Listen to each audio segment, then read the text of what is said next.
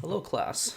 Welcome to another class where we are doing a remote online learning. I think last week we were actually able to gather in class, and much to our at the current time, at that time, sorry, we thought it was going to be a 2 week thing, but as you all heard, now the remainder of the spring semester will be fully remote.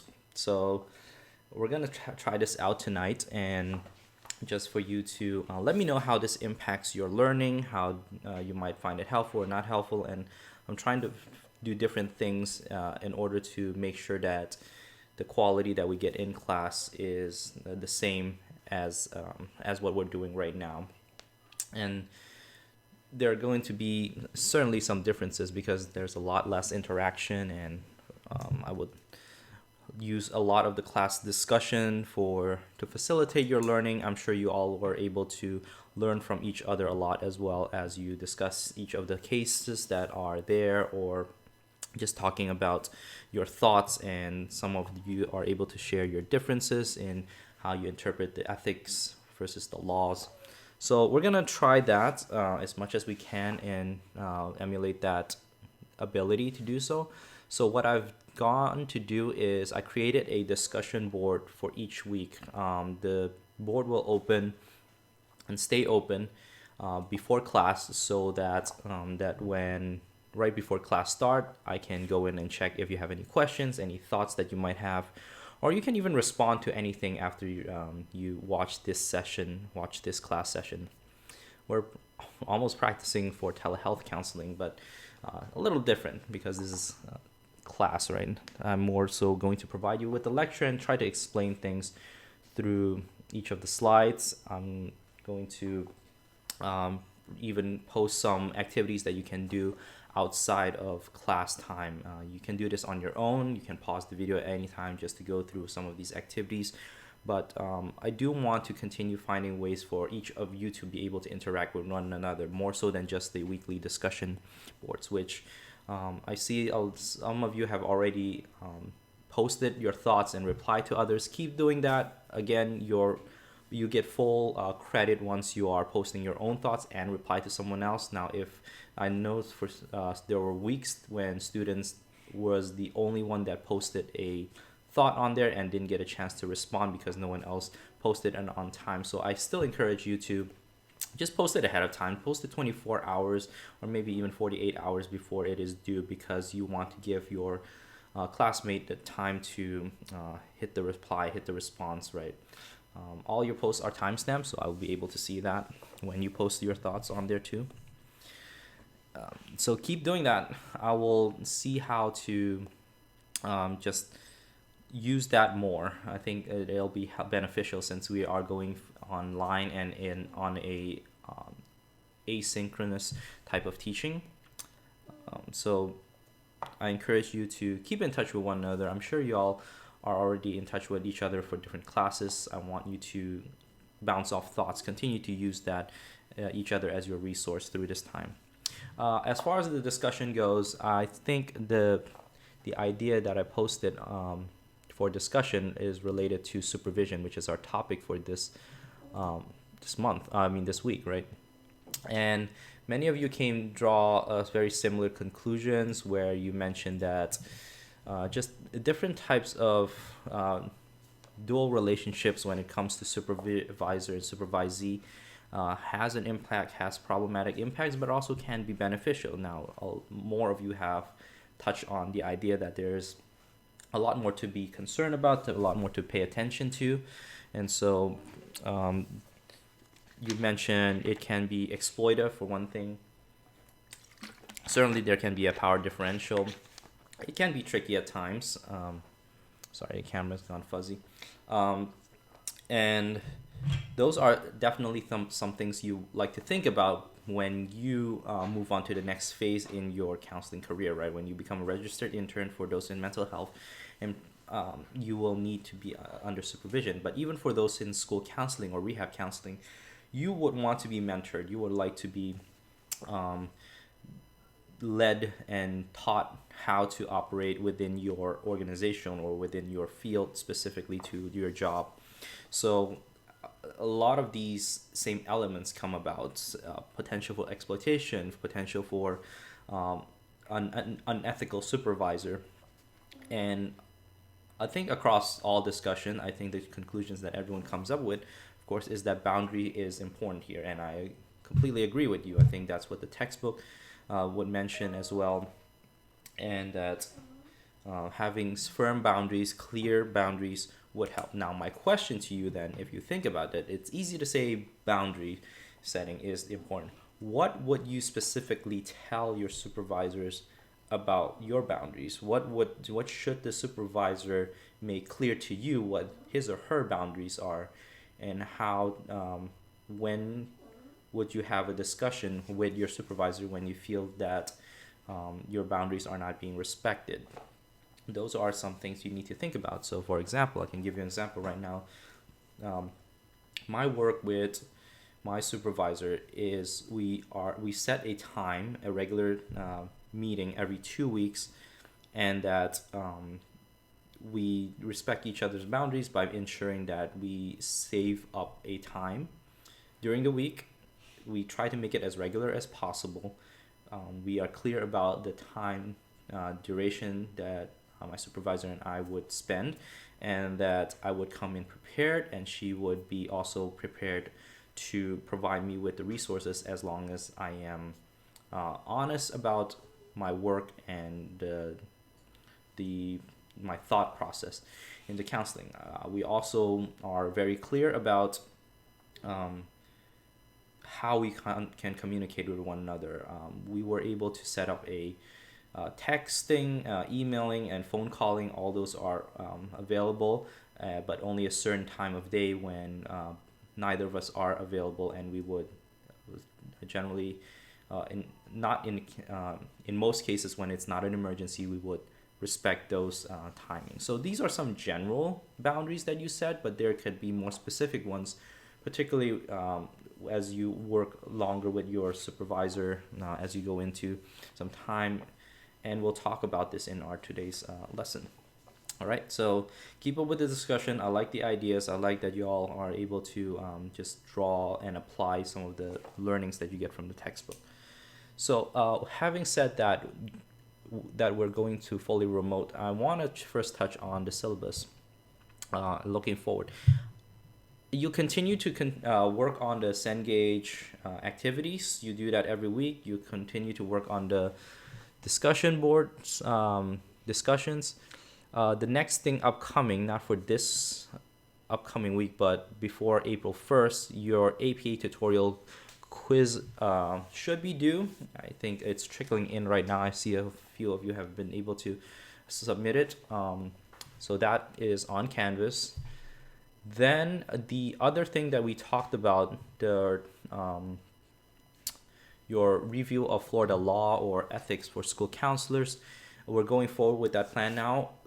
Create your presentation, make sure you have a voice over it, present your section that you chose, and upload it to the Dropbox link that I've sent out last week. And if you have trouble getting into it, please let me know, but I've seen some of you are able to upload it already, and that will be part of what you need to do. And then by the deadline, of course, is April 15th, like we all agreed to, that all of your presentations should be uploaded on Dropbox. And from there, students, you must look into each presentation and provide your personal evaluation on it. I've posted a rubric on the front page of Canvas. It says presentation evaluation. Download it or click on it and see what the criteria are. And then you can either work with this if you can know how to transfer PDF into Word docs where you can fill things in. I'm not sure you're able to fill it in this PDF. Or if you like, you would do so in a separate document form, right? And put the student's name, the presenter's name, and then what kind of score you gave to the presenter according to the criteria that are mapped out here on this rubric. Right. So it goes 4, 3, 2, 1, and you're evaluating delivery. You're evaluating whether the content is presented well, it's organized well, the presentation, it's in the order, a logical flow order, and that it's understandable. And it's important to also note the enthusiasm. Well, you're probably not going to get too much audience awareness, but you picture yourself as the audience when a presenter is presenting. Does the presenter seem to have grasp of the presentation? And does the presenter seem to be able to translate the laws into words or into terms that you are able to understand and apply immediately once you become a counselor? So those are your criteria for scoring. All right. If you still need more clarification, please contact me, email me, set up a meeting with me, and we will look through these evaluations together. But you must do this for every single presentations out there, and that goes as a part of your attendance and participation grade. Okay. All right. So I think that is about it. The final exam it will be on Canvas. It'll, again, as we get closer next week, I'll keep reiterating that it will be under quizzes. It should pop out and know that that's his final exam. That one will open probably right after our last official class meeting, and you'll have the week to complete it. So the finals week to complete it, right? Again, it's one sitting. You'll have the class time to complete it unless you already have approval from DRC for additional time, in which case I will set that up for you as well. For your ethics case study paper now, that is the important thing to talk about. That is your major paper. Now, on the syllabus, I made a mistake. I listed it's 25%, and then in the body it says it's worth 20%. The paper is worth 25%. It is laid out on the syllabus in the scoring breakdown, and it should be 25%. Let me show it right here. See, so it's 25% of your final total grade, even though their mistake was written in the description of 20%, right? Okay. I still have to update and post the rubric of the case study, but right now when you go into Canvas and go under files, you will be able to see a folder called case study and ethical decision making. I've given everyone who was in class a few weeks ago this ethical decision making model and what you need to follow, and then the case studies are now posted on there. Mental health, there are 2 cases in there. You only need to choose one of them. Rehab and school, each of you have a case, and make sure you follow the directions. Make sure you ask for clarity if you are not sure about the directions of this case study. And that, once you complete that, make sure to upload it on Canvas. First upload it on TaskStream. It may not be needed to upload it on Canvas, but it can be helpful to me just because I can more quickly score from Canvas. But make sure it absolutely has to be uploaded on TaskStream. And I think people said that it might sometimes detect turn it in as a plagiarism once it's uploaded on TaskStream before Canvas. So to make things easier, Canvas first and then upload it on TaskStream. All right. So that way the turn it in won't get conflicted issues with your assignment. Right. So I hope that's clear. You'll have plenty of opportunity to contact me. Make sure that you follow the guidelines. All right. With that said, we will head into our lesson for today. Okay. I think we're back. Yes, it's still recording. So today's lecture, today's content focus is on the supervisor and supervisee work together, and we can see sort of the dynamics and the ethical issues that might come about from working with a supervisor, and what are some things you can do as a supervisee, but also things that you can look out for other supervisees, like when you become a more veteran professional and then you listen to some of the younger counselors about how their experience in supervision, and sometimes you'll hear things that makes you question whether the supervisor is practicing in a ethical manner or not. And so though this information will be helpful to you in that regards. Now, just even before we jump in there, I would like for all of you to also look into this article. This happened not too long ago. It was posted last month in February, just to keep up with some of the ethical dilemmas and ethical issues or legal issues that might come about in the counseling world. It has little to do with supervision, but I do want you to stay current with what's going on right now and how you can start forming your decision making and understanding. This article is mainly about how migrant children's their files are being kind of accessed by ICE agents, and how of course there's a lot of conflict there between whether a therapist should give the ICE the student files because it's legal, in a sense legal, but does it violate the constitutional right? It's a very interesting read, and I would like for you to read it and react to it. Just post it along with the discussion for next week about any thoughts you have about this, and please don't forget about this. I just think it's more helpful when we encounter these issues and it's still on the day-to-day basis, and see how ethics and laws conflict, go together, or change through experiences or through events such as this one. Our learning objectives are laid out much like how it's presented in your textbook. And so we're going to identify ethical issues. We're going to identify effective practices from a supervisor, how they're providing supervision. We're also thinking about some of the responsibilities of a supervisor and a supervisee. Supervision in school counseling, because it's not mandatory in most states or even in any of the states, but there's still some elements that school counselors you can learn and be able to apply.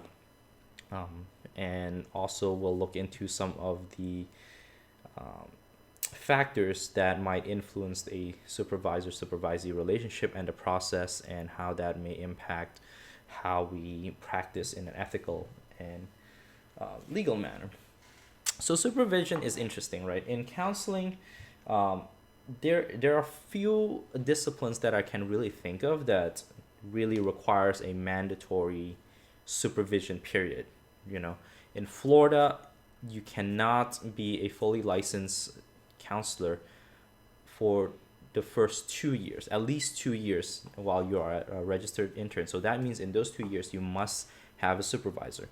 Other tracks, you may not encounter similar issues, but just be wary that if laws do change, that sometimes they feel that this is something that's needed, or that you might seek out a supervisor on your own, because it is akin to a mentor-mentee type of relationship, right? The person who has more experience in the field is able to more readily tell you how to practice, what are some things you can think about that are not touched on in school, in your classes, in your textbook, what are some real life experiences, and they're likely, hopefully, more attuned to the community standards,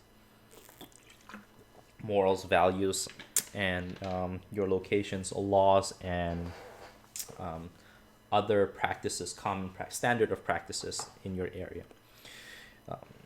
For counselors, this is an integral part. I think you'll learn through experience, but you also need a safety net of sorts. And they're not, they don't operate as your therapist, so don't confuse those two. And I know some of the work that's being done in supervision can feel like therapy at times, because you are divulging your thoughts about your client, and you are sharing about also your own reactions or perhaps your own countertransference at times, and your supervisor is there to help you through those aspects. Now,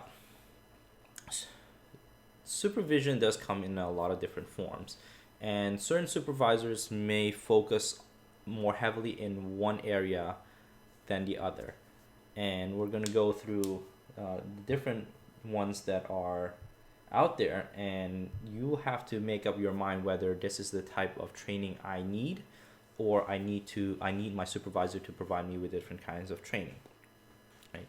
So in Florida, the first thing you need to know that is that when you find a supervisor, you can look them up and whether they are sort of the whether they are approved, state approved supervisors. They need to give you their supervisor number, and this you can go on the 491 board site to look them up and see whether the supervisor is in status for one thing, and whether the supervisor has any discipline issues in the past before.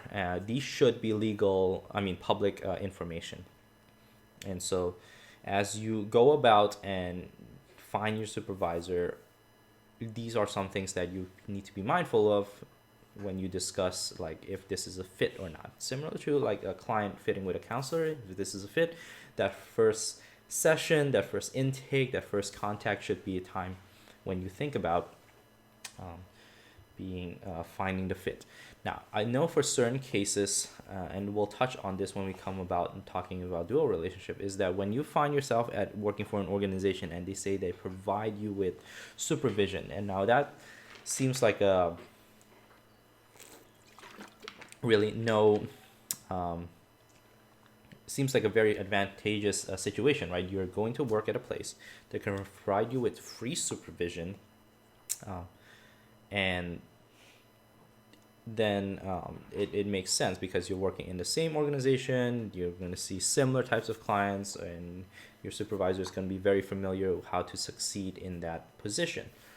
However, some of the drawback, of course, is then you don't get to pick your supervisors, and the fit, sometimes it may not be the best fit, or sometimes it may not be the same type of training that a supervisor can provide you with. There's a mismatch in learning techniques, right? How you learn, how you process information, how you like to work through problems or problem solve may not fit with a supervisor. For example, a supervisor can be very direct and give you directions and tell you what you need to do, and you as a counselor, you feel that while that may be helpful in the beginning, you like to develop your own ideas. You like to develop your own thoughts and approach to any situation, any presenting issues. But because this is the supervisor provided for you by your organization, you don't really have much of a choice to go outside. Now, also, there may be a supervisor that is very process-oriented, wanting you to figure things out by yourself and not giving you much to work with, or maybe a supervisor is not practicing ethically. And so you're stuck, right? And you're stuck with this, or otherwise it may affect your relationship with this supervisor if things don't work out between you and your supervisor, and you both still have to go to work in the same building, in the same organization. It can be an awkward situation. So those are some of the drawbacks. If you do go find an outside supervisor, one that's not attached to the organization that you work for, or you plan to go straight into private practice, now you're hit with a supervisor who charges you per session. And this can be as costly as going to a therapist. And if you are already seeing a therapist, now you're paying double. Right now you have to see a therapist, and then you have the supervisor. You have to schedule a time. You have to find whether this supervisor is available to you. You have to do the whole checklist whether this person is in fact going to help you. Because I know certain supervisors only do group supervision, and that might not be the setting conducive to your growth, because you don't get that individual attention, and sometimes you may not get your case heard during that week, and then you don't meet again for another week. So there are plenty of different ways out there how supervisors practice, and it is up to you to kind of determine what works best for you, what is a fit for you, what kind of person gels with you, both personality wise as well as one that will stimulate your growth, right? So let's start off with the different type of supervisors there might be out there. There's the administrative, This one is you know, deals more with the aspect that it is important. You want to make sure that your paperworks are in.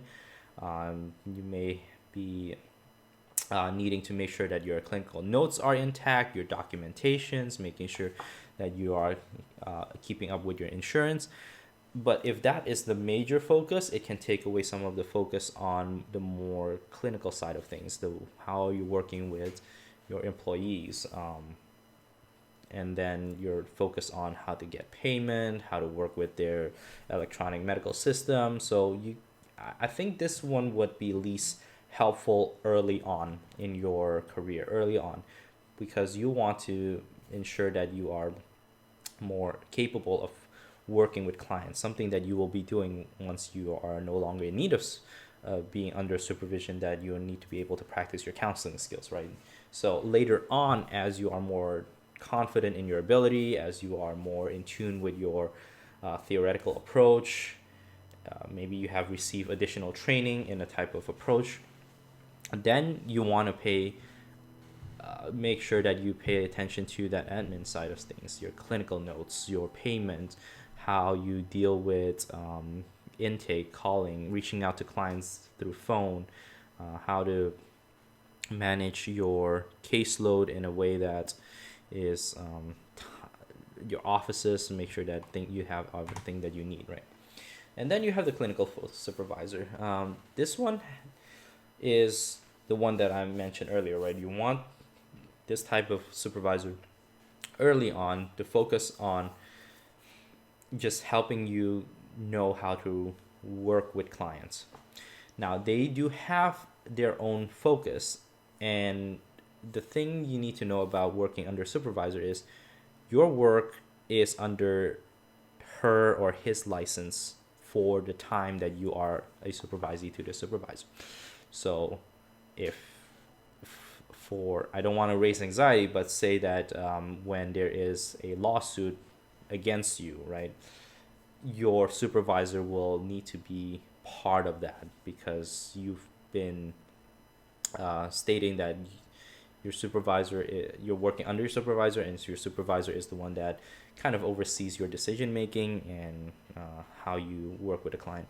So instances like that, or if a client has a problem with you as a supervisor and they want to you know hurt your reputation, your supervisor's reputation is tied to that. When you are brought before the 491 board, for example, your supervisor has to be part of that. So supervisors are very careful in selecting their supervisees, right? Or at least the good ones. Their first and foremost priority is for the welfare of the client. So it's like you're carrying a mini 491 board with you. That's how they should practice, at least. They also need to promote growth and development in your skills, in your confidence, in your ability to adhere to standard of practices, the best practices, and understanding that once they let or complete their work with you, that you are a full-fledgling licensed counselor. So any time you meet, you want to ensure that you are able to track and see your growth. They would also monitor your performance, and they are also a gatekeeper of sorts, right, for the profession itself. And so if they see that you are stagnant, you're not growing, or maybe you're regressing, it's their sort of prerogative to make sure that this is brought to your attention. They're not out there to try to make you look bad, but they certainly don't want any up and coming counselors to reflect poorly on the profession itself. They also should empower you. They need to stimulate, they adhere to the same principles that we talk about: autonomy, beneficence, non-maleficence,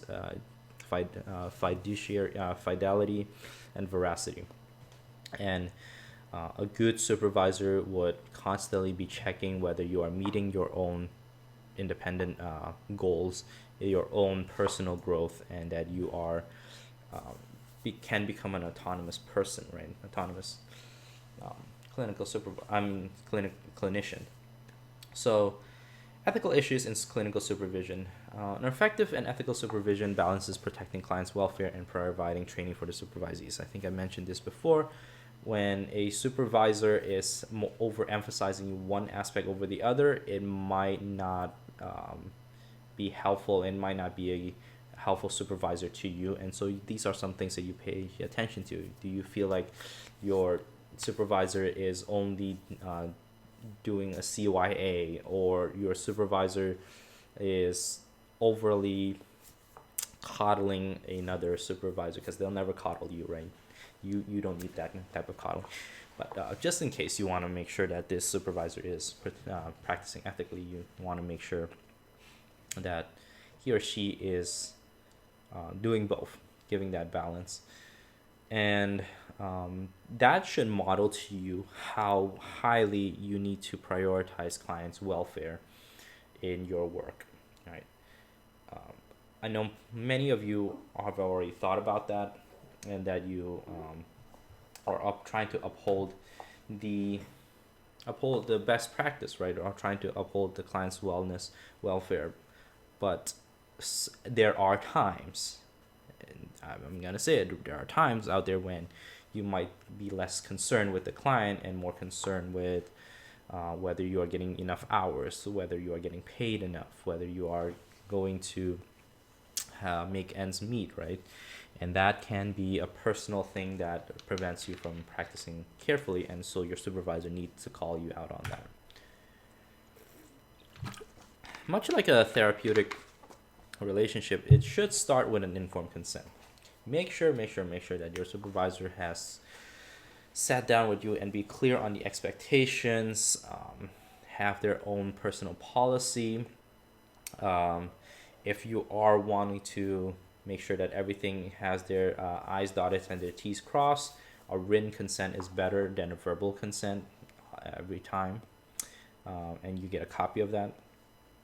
And look into the wording as well, because this is a contract between you and your supervisor about how this relationship will foster the growth for you, as well as making sure that the supervisor feels fairly compensated for the work.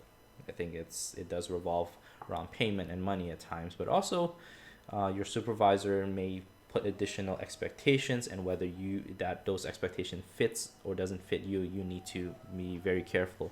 And this starts with the informed consent, as usual. Let me check. Yes, we're still recording. Good. So how much of a difference do you think there is between a supervisor's informed consent and an informed consent that you have with your client? Let me give you some time to think about that. All right, so mainly the difference, I'm going to say the difference is that this is focused on your growth. It is focused more on the clinical side of things, and there is a clear expectation of that you as a supervisor will adhere to laws and ethics, whereas in the work with clients, there is more emphasis on clients' ability to get out of their presenting issue.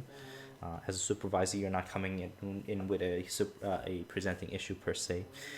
And then also the work there with client is a lot more over emphasis on their wellness and well-being, whereas in a supervision relationship there is a sort of still that element of teaching and growing and learning as part of that. But outside of that, it's very much similar in a lot of the aspects of in the informed consent. You should be still protected by confidentiality, and that your supervisor needs to make clear if she or he would seek consultation with another supervisor, and how that would take place, and how your identifying information is protected. Right. And so what should also be in the informed consent is these are the things that the supervisees expect from you, that you come prepared with cases, with questions, with any dilemmas, or with anything that you're not cleared about when it comes to practicing. They also likely expect that you do your own research. They're not there to give you an answer. They're not there to provide you with a guidance every single time. You are responsible for making sure that you're learning how to adhere to your techniques or theories that you would like to use with this client. You are to do your own research and reading about, the specific presenting issue that the client may be encountering, whether it's maybe some, for example, homelessness, or conflict between partners, or things such as parenting. You do that research beforehand, and you don't come in. It's not a class, right? You go into that session with your supervisors and begin presenting your ideas, your thoughts, as well as enlisting her or his opinion, and learning in that manner. Pay attention to your interactions. There is the similar dynamics of this, whether it's a group supervision or it's an individual supervision. There is still noticeable how you interact one to each other. Do you get the top-down type of relationship, like a power differential, or do you get more of a egalitarian relationship? All of those things play a role in how you learn, and the things that you are how you learn best, and what kind of interaction works best for you. You need to be able to pay attention to that. You need to ask for feedback. I think this is one thing that I remember when I started. It was hard because I feel like I know where my drawbacks are. I feel like I know where my strengths are, and just asking for feedback would just reiterate some of those things, and I felt like it would be a waste of time. But in all honesty, you can overcome that anxiety and ask to be evaluated honestly, there is much more growth. Yes, probably for me, there's a lot more times where initially hearing that feedback was not pleasant. It certainly created a lot of anxiety in me when I heard it for the first time. But it's also the time when I received those feedback that I gained the most growth from it. If your supervisor is not giving you those reality checks, those really hardcore feedback, you're likely not going to grow as much as you can. And that comes in with also addressing to them your insecurities and anxieties. I can't tell you that every single supervisor that I had been perfect in addressing those, but they also don't leave me hanging, right? They don't leave me just unaddressed. They may not give me the answer that I'm hoping for, but at least they're trying to address things. And of course, as a supervisors, their roles and their responsibilities should be clear either in your informed consent or in your discussion at the intake, whether this is a fit for you. Their experiences are valuable, absolutely. Their delivery of ethical and effective services are something that you should pay attention to, because your supervisors are also counselors, and so their reputation, perhaps, or their how others talk about this person, it makes the difference. You don't want to be supervised perhaps with someone who has a poor reputation in the community, or even a poor reputation in her or his personal life, right? I think that discussion in class that oh wait, it wasn't this class. Oh well, but I did share like this well-known counselor who made a big scene at Whole Foods, but it was very famous. In the same way, if you find yourself noticing that your supervisor is someone who really behaves differently in public than she or he does in supervision, it might be worth thinking about, like, if is this the type of person I want to work under or be trained under. The supervisor should also be competent. I think that is almost a given, right? But that's not necessarily the reality, because some supervisors might just be new supervisors. the the hope here is that the supervisor would charge you less because of their inexperience. But in any case, there are supervision theories out there. There are supervision practices, certain best practices that are out there that you can become familiar with, and I think it'd be helpful to you for you to even understand what those are later on as you get closer to working and getting your registered intern status. But one thing that might be helpful is that if you have a identified technique or approach that you want to do, that you find a supervisor who has experience in that one. For example, if you like to do art therapy or play therapy, you should find a supervisor who is either a certified play therapy supervisor or a certified, or maybe even someone who has experience or has a degree of sorts in that type of approach. As another example, I was trained in EMDR this past weekend, and so I will be receiving occasional supervision. We call it consultation, of course, but I will have to be trained under someone who has worked in EMDR with EMDR technique for years. The education, the training, certifications, all those things, I think it's fair to ask your supervisor to provide them to show that they are indeed trained or competent in that area. A skilled supervisor is able to balance multiple roles and give ongoing feedback and positive correction in those techniques, and absolutely you want someone who has been practicing those techniques and not just practicing those techniques like 5-10 years ago. It needs to stay current. I think that's something that is important to think about as well. If the supervisor has a great training dissertation in substance abuse 5 years ago and it's now has not used much of those substance abuse training, that technically this supervisor is trained, but not staying current on the current practices or the current research about that substance abuse practice may impact your learning and growth as well. You may be learning about older approaches that may no longer be effective or even suggested, right? And ultimately, the supervisor is responsible for demonstrating ethical and legal types of practices in the counseling world, maybe encouraging you to look into or think about things that you don't learn in class and that you can only gain through experiences in the field. The supervisor must have a clearly developed framework for supervision. I think I mentioned this earlier, where a supervisor has a theory in mind, and the interventions that they use, while they may sometimes look like ones that we use with our clients, they do have their own way of measuring and tracking your growth as a supervisee, and are they able to articulate it? Even if it makes little sense for you, if they can give you a idea of their approach or even the name of their supervision theory, that might be helpful to know that I can rely on the supervisor, and because the supervisor is not just applying therapy to supervision, right?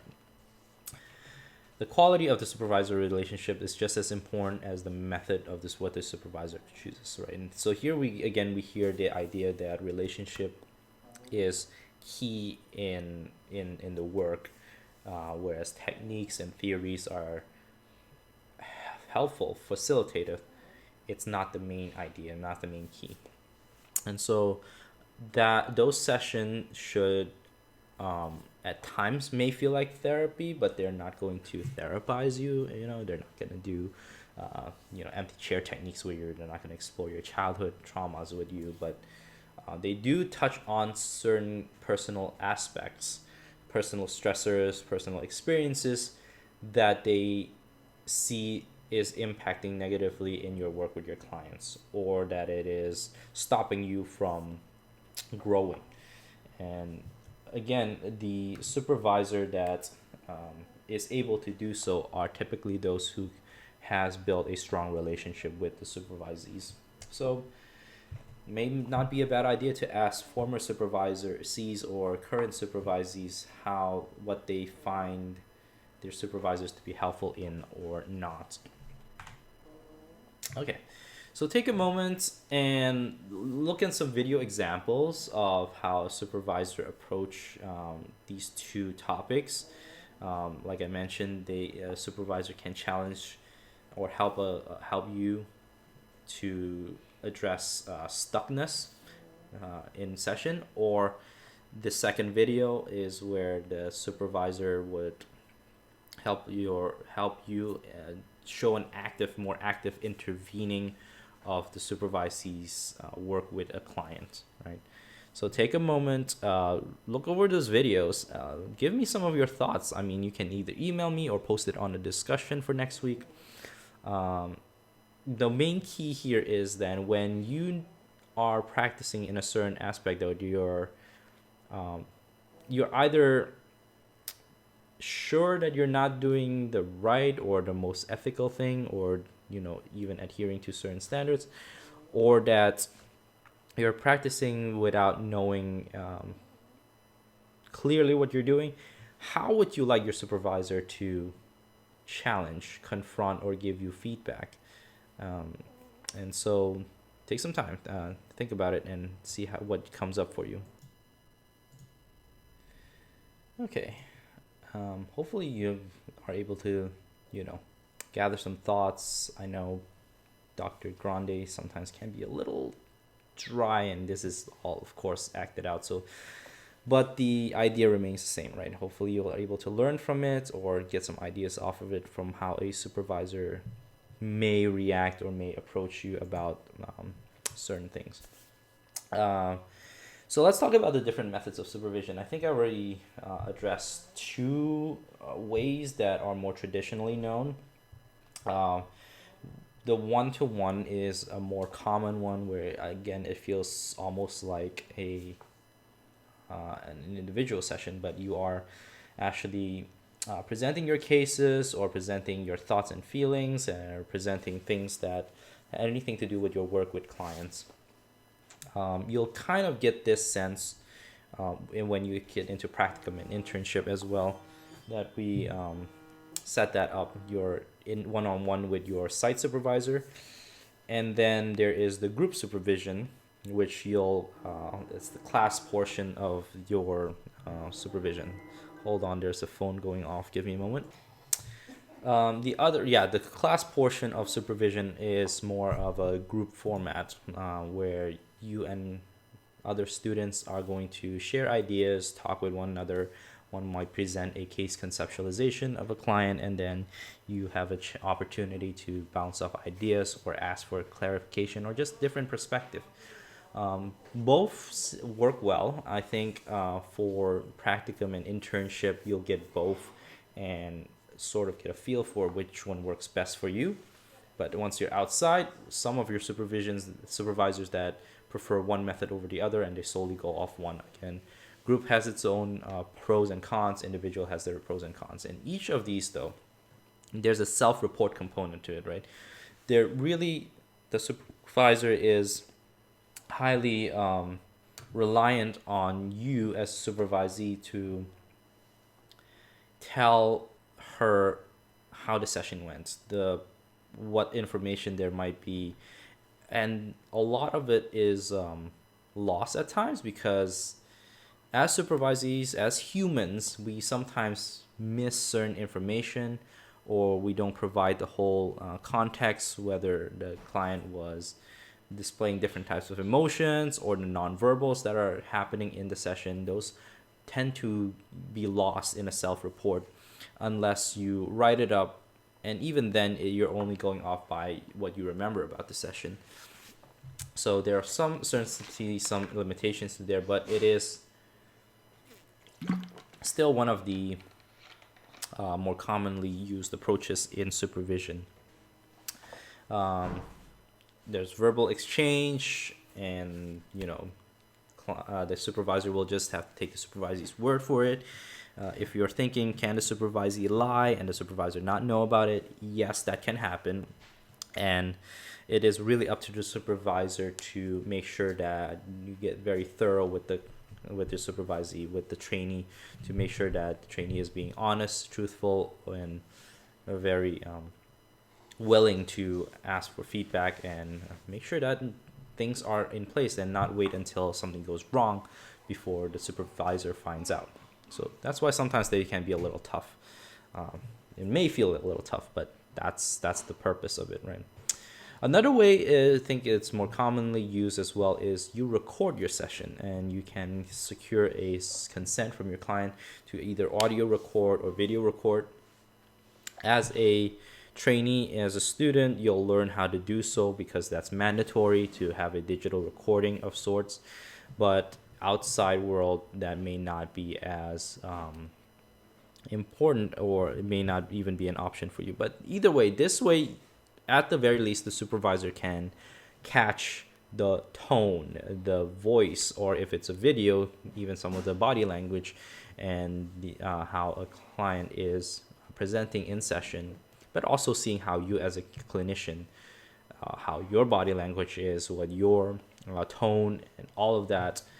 And the advantage of this one is sometimes they may be able to detect dynamics that are blind to the clinician. Now, a lot of information does get lost when you're in when you're in session, because you are focused on one area, focusing on a question, focusing on a pattern that you highlighted, focusing on themes, working through interventions, and a third eye. Once you are able to review your own video like you did in skills course, you'll see a lot more information there, and a supervisor was able to do that as well.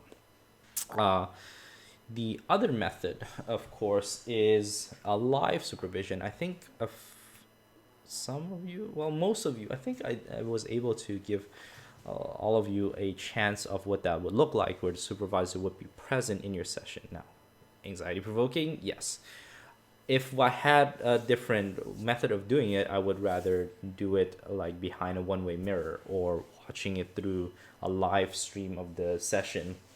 It may bring some anxiety, but I think it's also the best method for supervisors to intervene, or provide the supervisee, the trainee, with direct feedback about how to direct the session. So, and also being able to detect things such as countertransference and transference. And so there may be other methods that I'm not as familiar with, but these are the types that are out there that I think I've participated in all of them: individual, group, live, digital recording, all of those steps.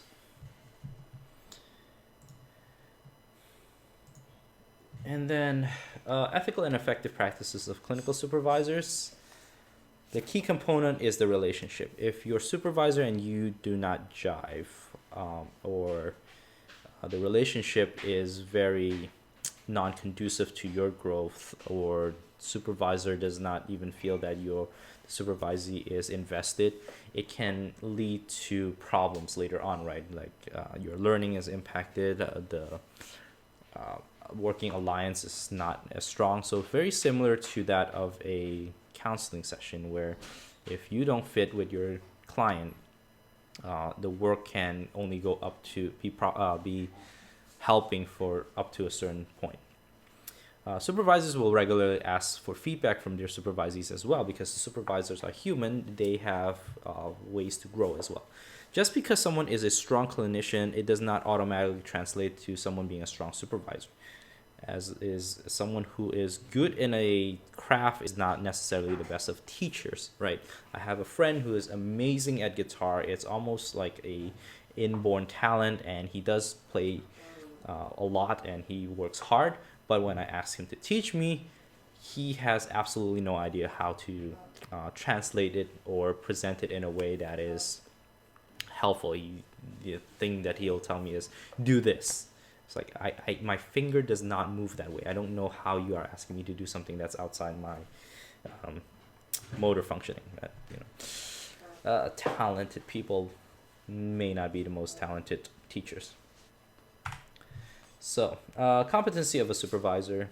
These are some things you want to look out for. So these are some specific factors that you want to make sure that you're paying attention to each time, or when you are evaluating your whole work with your supervisor. Do they practice in a manner that consistently makes you think, is this legal? Is this ethical? Is this good? Now, once or twice, occasionally, there may be some understanding to it, and a good supervisor will tell you, or will outright come out and tell you, hey, this might not be as ethical, and I should do better, and I'm willing to work. Those are a bit more self-aware. But for those who don't think that they're doing anything wrong, or even and when they do think that they're doing something wrong, but consistently do it weeks after weeks, month after month, putting herself or himself in a liability situations, these are red flags. They also need to continually get CEs or some form of training. So if you never heard of your supervisor needing to get training, or upgrading their competency, or getting their competency checked out, that is a red flag, right? I'm not going to come right out and ask my supervisor, hey, are you getting your CEUs, or what kind of training are you doing? But because my supervisor will freely share her that, hey, she's going to a training this week and we can't meet, or that she is taking the next steps in getting a certain certification, that gives me a bit more confidence or at ease that my supervisor is also growing and willing to develop competency both as a person, a clinician, and a supervisor. A supervisor must also effectively deal with trainees who manifest problematic behaviors. Maybe it's fortunate that I've never seen this happen with my supervisor and another supervisor, but certainly it can happen, right? When a supervisor butt heads with a supervisee that's not you, but some other supervisee, and you get wind of it, make sure you pay attention to some of the elements. Not to say that you want to be nosy or that you need to pick a side, but just pay attention to how the narrative plays out, right? Like how did the supervisor handle a conflict? How did the supervisor handle bad feedback or criticism from the trainee? Or did the supervisor reacted appropriately, holding the supervisee's self-esteem and confidence in one hand while balancing the responsibility of the supervisee, right? You don't want a supervisee to feel criticized for not practicing in the most ethical manner, but also want to make sure that the client's welfare is protected. And demonstrate in-depth knowledge. So just because your supervisor tells you that he or she is very good at CBT, and when you ask about a CBT concept or an intervention and the supervisor is very wishy-washy or not, can't even give you a straight textbook type of answer or how it plays out, but very superficial, catastrophizing, right? Or this client is just not thinking correctly. That's not as helpful. So they certainly need to demonstrate the competency.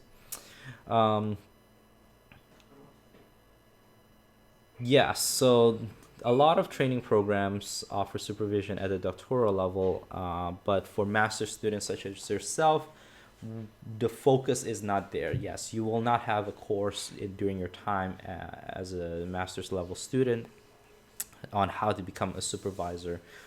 And it makes sense. I think it makes sense on the one hand, but it might be helpful to have maybe a course or maybe some sort of training to understand what supervisor.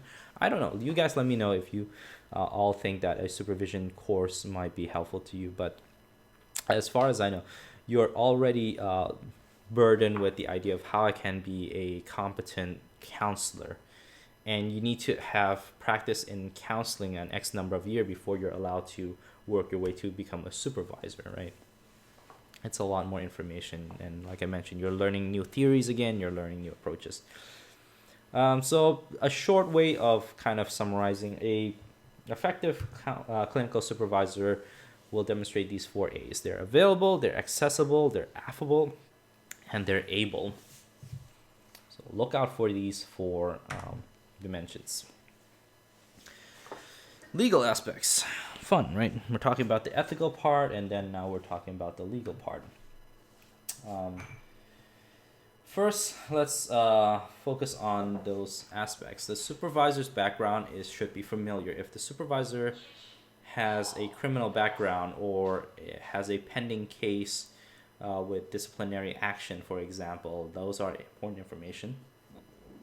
Um, and it might not be the first thing that just jumps out to you. Maybe if your supervisor had a background in substance abuse, right? And that was a former life of your supervisor, and now your supervisors have gone away from that, is in recovery.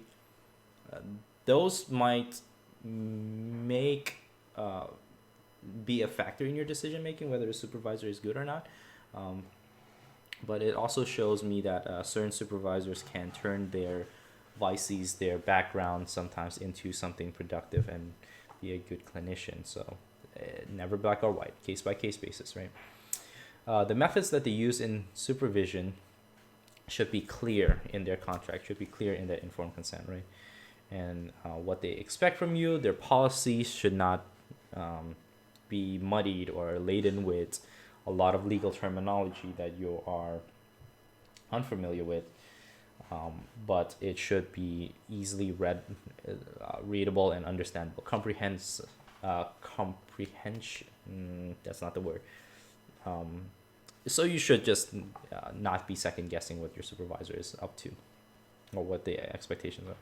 Documentation of supervision. It's helpful that both of you do this, but especially because your supervisor must sign off on your hours, that your supervisor keep a good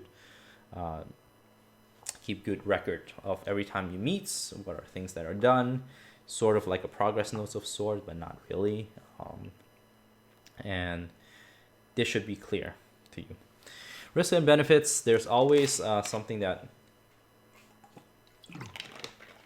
similar to counseling. It might be that the supervisor is sorry, I don't need a belly rub. That the supervisor is at risk for retirement, maybe. That's one thing I can think of right now. But supervision is not always going to be pleasant. It sometimes might bring up things, but there's certainly the benefit of growth must be present in how they're showing you, how they move you towards growth. How are they going to evaluate you? Would you like a formal report? Would you like an assessment of how you're doing as a growing clinician? These are some things that your supervisor should make clear of how he or she is evaluating your performance. And if you do have complaints, or if you do have something against your supervisor, it should be laid out, like the steps to filing a complaint, or who do you go to next. Should always give you a leeway out, and that just because this person is your supervisor doesn't mean that there's nobody else that you can report to, right? It's there. If it's not laid out, that should raise a red flag for you. Professional development goals should also be something that your supervisor checks in with you. What kind of professional do you want to be? How you want to grow into that? What are some things that the supervisor can provide for you that will allow you to grow in that manner, whether it's in that type of practice, in that setting, or your identity as a professional counselor. And then how long will they last? When do you terminate the contract? Those always should be contracted. Supervisor will also tell you what happens in a legal action, or the proper procedure when a supervisor's neglect or any other actions that caused harm to supervisee. They should be clear as well as how to proceed. Does your supervisor help you during the time when you are being placed in a liability or lawsuit? what kind of level they will support they will provide, or whether they just say, nope, I'm gonna cut off all relationship. Those are some of the poorest supervisors, but they are out there, right? They don't want anything to do in liability. They deem you as, it's your responsibility with a client, and I will terminate if you do something, which I know that most of you probably won't do something stupid with a client. Okay, I'll touch on briefly about this, and because it might be pertinent now more so than ever, where everything's going online. We talked about how counseling is conducted in an online version, and that there's a lot of drawbacks. But for supervision, it's similar, that a lot of things don't translate well. That body language, perhaps the energy, or things that you gain from face-to-face counseling, but because of the evolving technology, you may be getting you may be getting supervision from supervisor who lives in Broward, for example, or you find a good supervisor who lives in West Palm, or even all the way in Gainesville, so you're in the same state, right? And that opens up the door for finding more supervisors, that you're not limited to just people in your area. It is still in an experimental phase. I would say that supervision and technology is less developed than telehealth and counseling and online settings. It is also something that you have to think about when your supervisor has to sign off on your paper. How are they keeping confidentiality? How are they building relationship when you don't even meet in a physical space, right?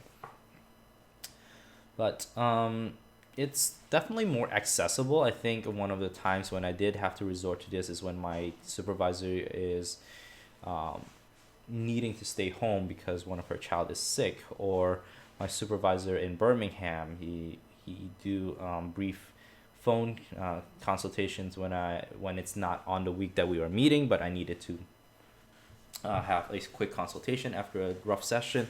So it opens up doors for all those times. But in the same manner, this is less volatile, right? Because both of you are practicing clinicians, that you understand the danger of the danger of media technology. You both understand what are some benefits to this, and you can maximize that. Whereas for clients, you have to have a more lengthy conversation and pointing out all the different pitfalls, or all the different types of risks out there that your client may not be aware of.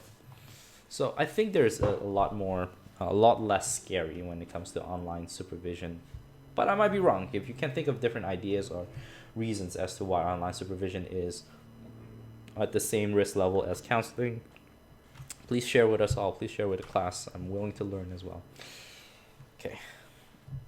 So moving on. All right. Supervision, special issues in supervision for school counselors. Like I mentioned, supervision is highly more so pertinent to mental health counselors because of its mandatory nature. But for school counselors, there is none of that expectation. So, but at the same time, certain states that you might work in might have an informal type of supervision while you're working with a senior school counselor. And the senior school counselor, while not needing to uphold some of the legal responsibilities that a supervisor needs to, like they don't need to be registered, they don't need to strictly adhere to certain standards of a supervisor, but they're also not liable. So if you as a school counselor has done any malpractice, this senior informal supervisor does not have to be dragged with you. I need to stop saying you, as in you would do something like this, right? Because all of you are practicing in an ethical manner.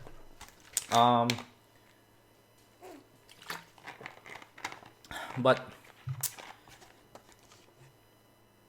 the current existing structure continues to be an uphill battle for a lot of school counselors, as they are where school counselors have this responsibility to meet the academic, social, and emotional needs of students. The structure currently right now is overly emphasizing the success in academic areas and just put so much burden on the school counselors that to do that the social emotional aspects sometimes get lost in the process. And so a lot of the old school counselors may still have this adopt this attitude or approach of I'm just going to do what I've known to do best. And back in the days, of course, it's academic advising or just doing focusing on the academic aspect, doing brief approaches just to band-aid those social emotional injuries enough for the student to get back and succeed in academia. So be careful of who your mentor, supervisor, senior school counselor is in the school that you pick. Let me see if there's anything else I'm missing. An excellent way to build supervision opportunities, as your textbook is saying, is to establish a community linkage between schools and the university council faculty. For y'all, I think Dr. Logan is someone that is going to not only focus on the university aspect, she's also in touch with all the local schools, not all the local schools, but the majority of local schools around the FIU area. And so that's a bridge that you may be able to build with FIU and being able to go to them as your resource as you are establishing yourself as a school counselors in the area. There are other school counselors out there too who may have similar mission as Dr. Logan, and it bears for you to just look out for these people who may be an informal mentor or informal supervisor for you, if you will, and know to advocate that you are more than just an academic advisor, well, that you are not an academic advisor, and that you are more than just attending to academic success, and that you are an agent of change for the students, an advocate for the students.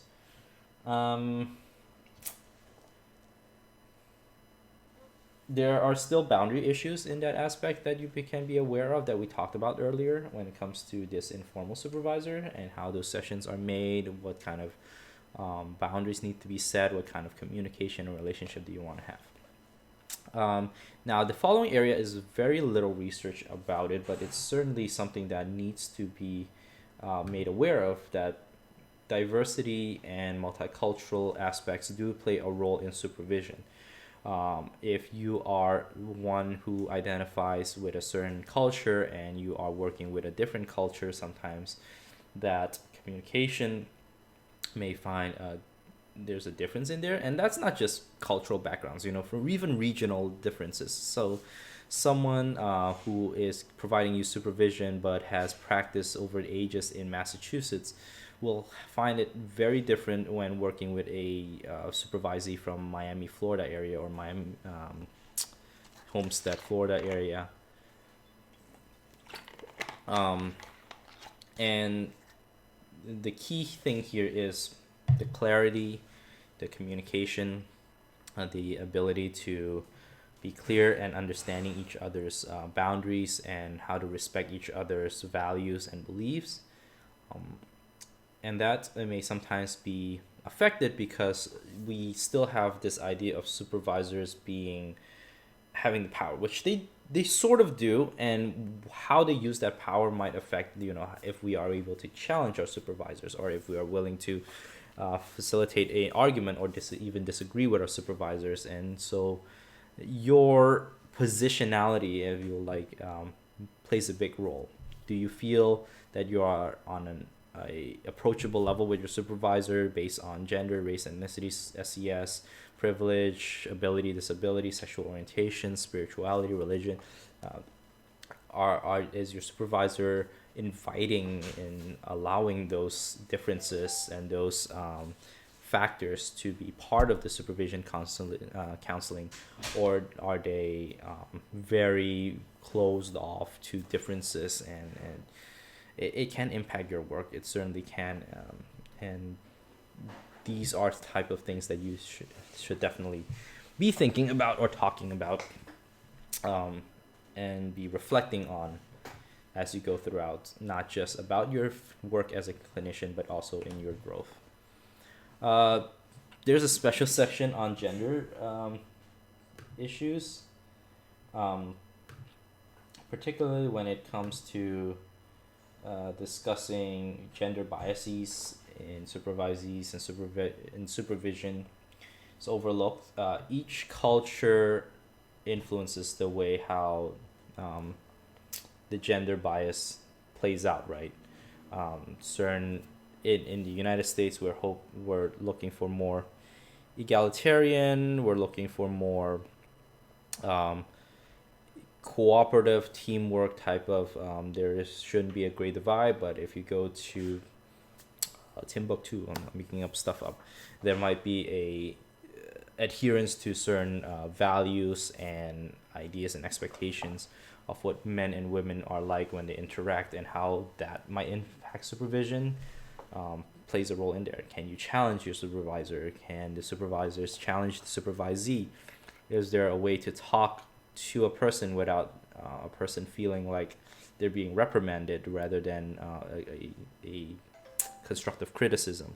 All these things play a role in how feedback and relationship, alliance, all those things, how they work together. And so in terms of in the United States, I think one of the more prominent thing is the masculinity femininity type of effect it can have, right? A supervisor who is male, such as myself, may come across very direct and demanding at times, and which can come off as aggressive, but also thought of as this is just the way American men work. Whereas, if a male counselor is operating differently, then there's just different ideas about, like, are you even sure of how you're practicing? Are you even confident in yourself? But at the same time, we recognize that there's a lot of things that we need to work against, like gender stereotypes and sex stereotypes. All those things does influence supervision. The bottom line is, are you able to be yourself? Are you able to be open and honest and receive these feedback in an open and honest manner? Multiple roles and relationships. So this is where we started off in our discussion. So a lot of times, much like in counseling, there may be an awkwardness and iffiness when it comes to multiple relationships. So let's be clear. In your ACA Code of Ethics, there is a clear section with regards to supervision, expectations, and whatnot. And you can see this is found in section F, right? Page 12. You can read one of the things straightforward right off the bat. Do not sleep with your supervisees. Do not sleep with your supervisor. It may not carry a similar dynamic, I guess, from a emotional injury perspective when it comes to a romantic involvement with supervisor, because both are clinicians supposedly, but it's a big no. Don't do it. There is no statute of limitations, like after X amount of year working with your supervisee, then you can engage in romantic relationships. And that means that there is no, never a good time. Does it happen? I think so. I think I've heard people talk about how they married their former supervisors. And so the practice and the ethics, as you can tell, are iffy, right? People don't think about the power differential as in the same manner as with a client and a clinician. which can make sense in a way, but personally, I would say don't get yourself in any hot water. Just no, the core issue is still power and status. And, um, during the time that they are involved, then there's a less likely chance that they would report each other for ethical violations or even maybe even legal violations that they are hesitant to call each other up on. But yeah, so even friends and families of supervisees or supervisors, um, there is no statute of limitation again, and it's a big no. Now, when it comes to dual relationships, this will probably what you'll encounter a lot because when, for example, in that example I give, you work for an organization and they say they'll provide you with a supervisor. You are already in a dual relationship because this is now not just your supervisor, this is also your colleague. And do you develop friendships with your colleague, and that expands that role of dual relationships, right? That puts that opportunity or that the opportunity out there. In most instances, it seems like it can be beneficial in feeling this. I'm talking strictly non-sexual, non-romantic type of dual relationships. Can be helpful in building camaraderie or collegialness, and strengthen the same mission, working for the same organization. So it can have a good positive effect, but it can also, if boundaries are not clear or expectations is not clear, it can sometimes cause the supervisee to feel like they need to do more, right? If the supervisor, who is also perhaps like the head clinician or the program director, they may host events and then ask the supervisees to volunteer or be part of that, and then you have that dynamic where the supervisees, don't, if they're not clear about the boundaries, may sometimes feel like, oh, I probably should do this just to make my supervisor happy, or keeping at least on a neutral plane, making it hard to say no. So supervisors have the onus, have the responsibility of understanding when they ask for something, when they are suggesting something or recommending something, that their words carry this weight and this almost like a undue burden at times. A supervisor should recognize that, and if they don't, that is helpful for the supervisee to confront the supervisor about it. And there are steps where you can take where you feel like your boundaries are being violated, you're not being respected. So yes, it can get a little bit messy, and so those are conversations you need to have with your supervisors in order to build those clear and healthy boundaries, right? So in the both instances in Birmingham, I did work for an organization with my supervisor.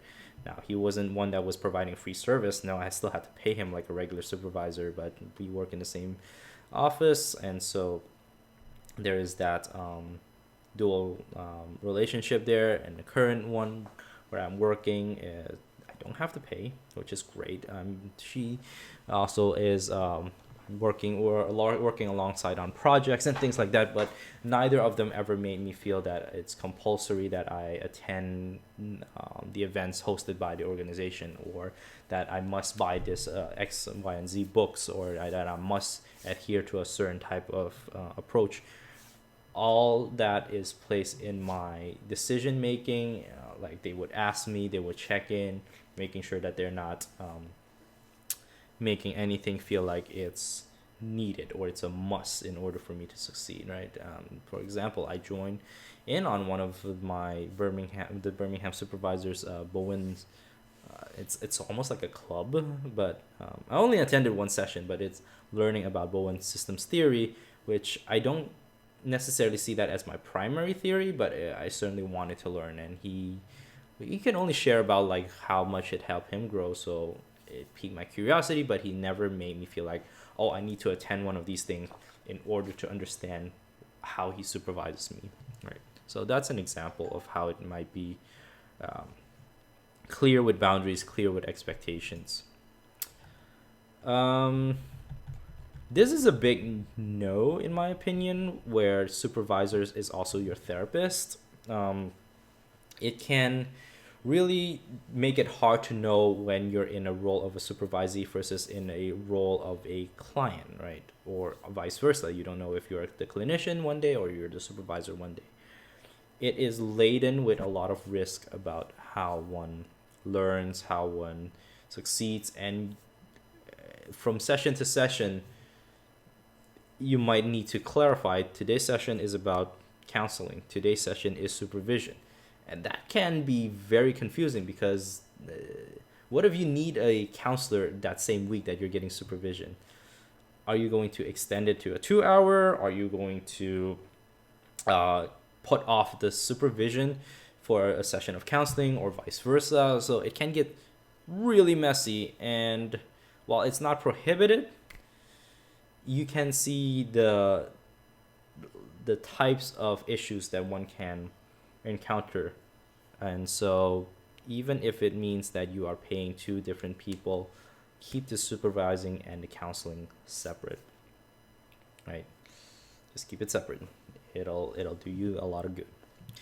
So thank you for joining me. I'll end my session here today. Any questions about this lecture next week going forward, the assignments that are due upcoming, please email me, contact me. You have my text number, I think, in the syllabus. If it's a 205 number, it's the number you can text me on. That's my work number, and I'll try to respond as fast as I can. But always through email, it's clear, and I'll try to respond as quickly as possible. All right. Hope you all enjoyed the lecture. I will see you all again next week.